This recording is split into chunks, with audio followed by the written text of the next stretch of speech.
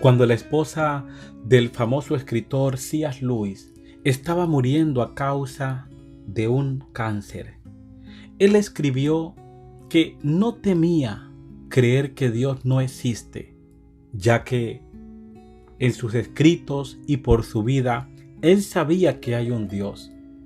El peligro era pensar cosas terribles de Dios, pensar que Dios era un juez, era un severo acreedor y que castiga a la humanidad. Esta semana estamos hablando del calor extremo, un calor a toda intensidad. Y esto nos lleva a una pregunta importante, queridos hermanos y amigos. ¿Por qué crees que Dios está dispuesto a arriesgarse a ser mal comprendido por los que quieren conocerlo y amarlo? Y aquí vemos uno de los puntos difíciles y dolorosos en la vida. Todos nos preguntamos, ¿por qué a mí? ¿Por qué, Señor? ¿Por qué me ocurre esto? ¿Dónde está Dios? Cuando llega un dictamen médico, cuando tenemos problemas de salud, cuando algo ocurre, nos preguntamos ¿por qué? Dios, si eres amor, ¿por qué permites tal cosa? En la Biblia encontramos el ejemplo de Abraham, el padre de la fe. Dios le había dicho que haría de él una gran nación, que lo bendeciría. Génesis capítulo 22 nos cuenta la experiencia dramática cuando Abraham está a punto de sacrificar a su hijo. Era una prueba sobrehumana y en el ámbito espiritual Abraham podía pensar cómo Dios me pide que mate al hijo de la promesa. Pero esta prueba extrema lo llevó a él a una dependencia absoluta y completa en Dios, aún en medio de la muerte. Esta era solo una prueba. Dios nunca quiso que Abraham matara a su hijo, pero Abraham estaba dispuesto a obedecer a Dios. Saben, esto nos lleva a un punto importante. Dios puede pedirnos que vayamos a alguna parte a la que no tiene la intención que lleguemos. Lo importante para Dios no es necesariamente el fin, sino lo que aprendemos cuando somos reformados por el proceso. Porque allí en el proceso Abraham pudo ver y el universo la grandeza del amor y el poder de Dios. Habría mucho que decir acerca de Isaac, de Cristo, del amor de Abraham por su hijo y del amor del Padre Celestial por su Hijo, Jesucristo. Pero lo primero que tenemos que entender es que Dios ha sido el primero en sufrir. Cuando la historia del pecado inició, creó un dolor profundo en el corazón de Dios. El Dios cristiano es también un Dios sufriente con sus criaturas.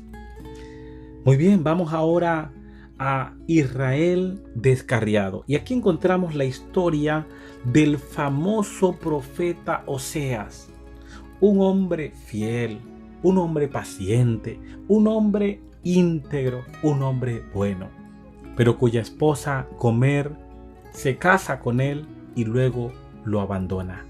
Y él tiene que criar hijos ajenos que no son suyos.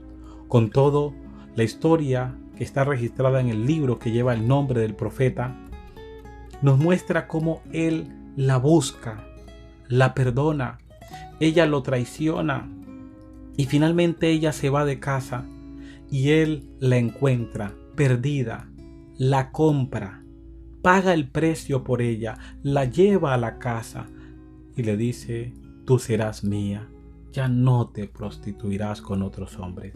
Israel recibe un mensaje a través de una parábola viviente acerca del trato de Dios con su pueblo.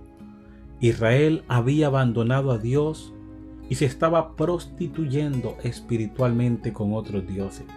Pero Dios seguía amándolos y quería perdonar, porque la misericordia es más grande que la ira. Primero, aquí encontramos que Dios está actuando en la experiencia dolorosa y dura. En los momentos difíciles, el Señor obraba para salvación. Muchas personas en medio del dolor, las lágrimas, encuentran el camino a la redención. La verdad es que sea lo que fuera o lo que sintamos, Dios siempre está actuando para llevarnos al arrepentimiento, porque Él nos ama muchísimo y no quiere que ninguno se pierda, sino que procedamos al arrepentimiento y así podamos encontrar perdón. Sobrevivir por la adoración. Aquí encontramos la historia de Job, el gran patriarca que vivió antes de Moisés. El capítulo 1 nos dice que los ángeles vienen a ver a Dios y Satanás viene con ellos. Así que Dios es el que pregunta: ¿has considerado? ¿Has visto a mi siervo Job? Ahora, la pregunta en sí misma no es notable. Lo importante es quién la hace. No es Satanás quien señala a Job como un sujeto de un examen, sino Dios.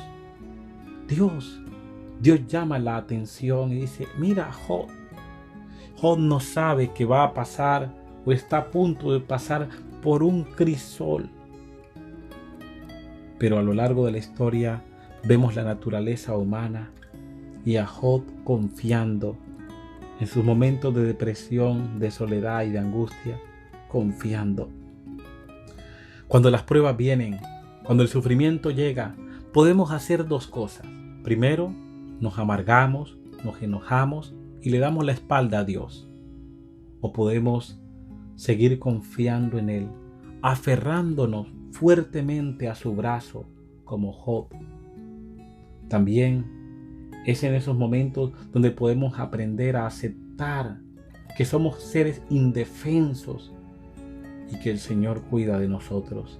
En segundo lugar, aprendemos a reconocer que Dios tiene el control en el tiempo bueno y en el tiempo malo. Y finalmente, a creer que la justicia divina vindicará a sus hijos.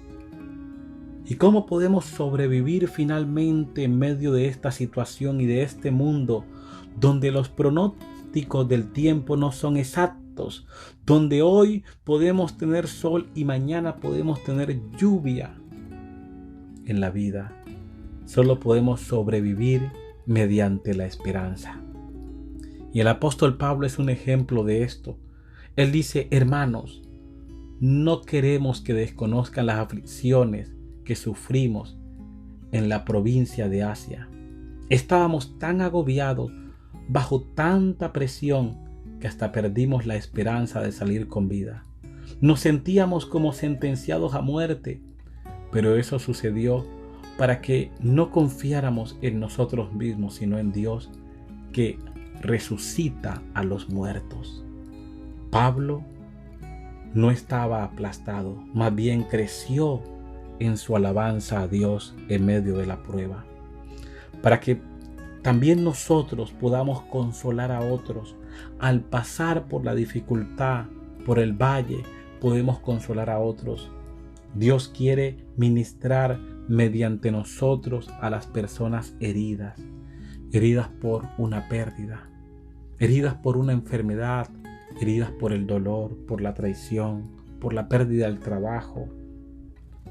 Entonces podremos ofrecer ánimo, no a partir de una teoría, sino a partir de nuestra propia experiencia en el dolor. Dios nos está enseñando a depender de Él. Podemos confiar en Él porque es nuestro Dios y resucita a los muertos. Dios también nos va a rescatar en el futuro. Y la intercesión continua de Jesús en el santuario celestial se une a la intercesión de sus hijos en la tierra. Así que cuando intercedemos, llegamos hasta el trono de la gracia, donde encontramos oportuno socorro. Aprendamos a confiar en el Señor, aun cuando no podamos entender.